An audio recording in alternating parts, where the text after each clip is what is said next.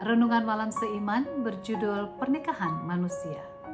Sebab itu seorang laki-laki akan meninggalkan ayahnya dan ibunya dan bersatu dengan istrinya sehingga keduanya menjadi satu daging. Kejadian 2 ayat 24. Dari perbedaan antara laki-laki dan perempuan itu, Tuhan membuat suatu aturan dan kesatuan. Pada hari Jumat pertama dalam penciptaan, Tuhan mengadakan upacara pernikahan yang pertama, di mana Adam, laki-laki pertama itu disatukan dengan Hawa, perempuan pertama. Ini sebagai lambang citranya untuk membuat mereka menjadi satu. Nah, dalam pernikahan itulah fondasi keluarga ditegakkan yang berlanjut dengan fondasi masyarakat.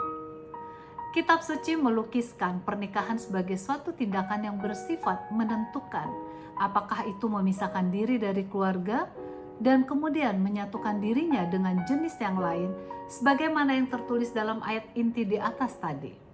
Yang pertama adalah meninggalkan. Yang amat penting dalam hubungan pernikahan adalah meninggalkan hubungan pertama yang dahulu. Hubungan pernikahan menggantikan hubungan anak laki-laki dengan orang tua. Dengan perkataan lain, anak laki-laki itu meninggalkan hubungannya dengan orang tuanya dan kemudian diizinkan bertaut dengan istrinya. Tanpa adanya proses ini, maka fondasi perkawinan tidaklah kokoh. Yang kedua, bertaut.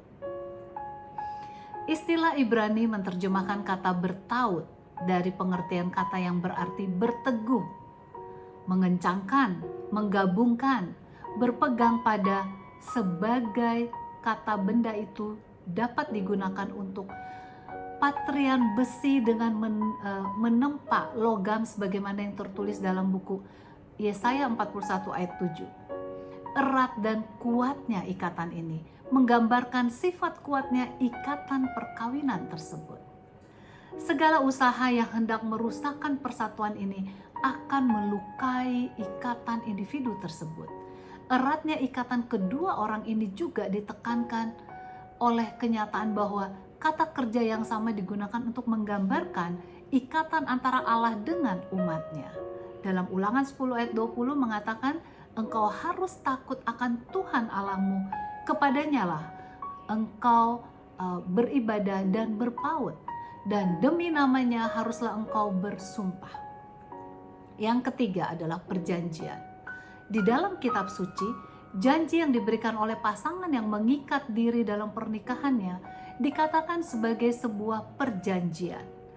Istilah yang digunakan sebagai perjanjian yang kudus yang dikenal dalam firman Allah, sebagaimana disebutkan dalam Maleki 2 ayat 14, hubungan antara suami dan istri haruslah menurut perjanjian Allah yang kekal dengan umatnya seperti yang tertulis dalam buku Efesus 5 ayat 21 sampai dengan 33. Nah, yang keempat, menjadi satu daging menunjukkan kesatuan dalam pengertian yang sepenuhnya, di mana pasangan yang menikah itu berjalan bersama-sama, berdiri bersama-sama dan membagikan keakraban yang dalam bersama-sama. Kiranya rumah tangga orang Kristen akan sesuai dengan rencana Tuhan, sehingga merupakan suatu pasangan yang erat dan setia di mana nama Tuhan boleh dipermuliakan di dalam rumah tangga Kristen. Tuhan Yesus memberkati rumah tangga Anda.